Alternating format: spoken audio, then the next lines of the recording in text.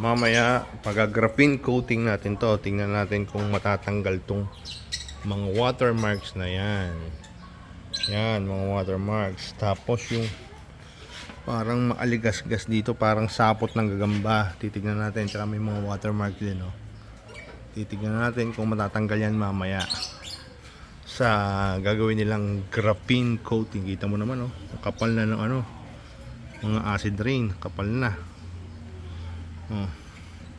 Tapos titignan natin kung matatanggal din yung mga puting-puting yan sa kotse. Sa kotse natin, titignan natin kung matatanggal yan.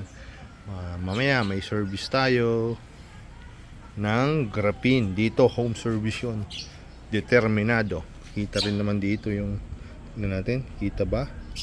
Kita nga yung mga watermarks, tsaka yan, kita. Titignan natin yan kung matatanggal yan mamaya, yung mga puti-puting yan. Tignan natin yung mga puti-puting yan.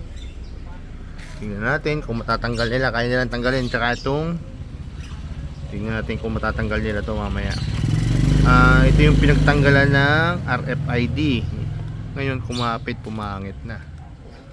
Tatanggal natin mamaya yan. May konting gas ka sa ilaw. Tapos kasama rin daw sa graphene coating itong mugs. Titingnan natin mamaya.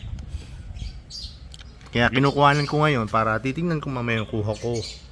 Yan, tatanggalin daw yan. Tatanggalin daw yan, mga puti-puting yan. Kaya kinukuha ko mamaya kasi titingnan natin kung matatanggal nila. Tapos maglalagay sila ng bubong dito. Yan. Kasi mamaya may init na dito, kaya dapat lagyan nila ng bubong yan. Okay, tingnan natin mamaya. Sige, hanggang dito lang mga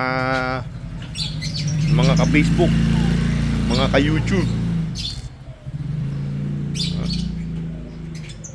Bye.